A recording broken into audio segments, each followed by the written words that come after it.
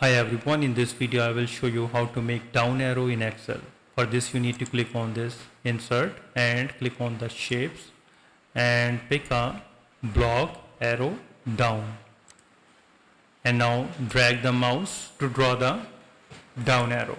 So from this white point you can resize it, and from this orange point you can increase the arrow height, and from this orange point you can decrease the width of the arrow and increase the width like this one, and from this white arrow you can increase the height of the arrow, and here you can also increase the height of the arrow.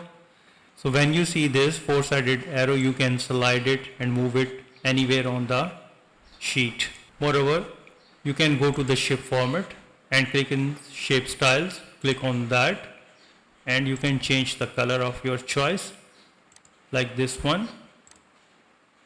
Moreover, you can also go to the shape fill and change the color of your choice. Go to the shape outline and you can increase the thickness of the border. You can change the border color like this one.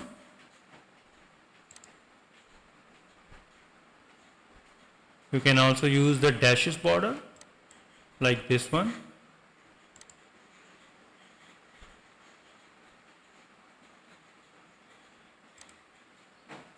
You can select the shape effects as well, give some preset effects like this one.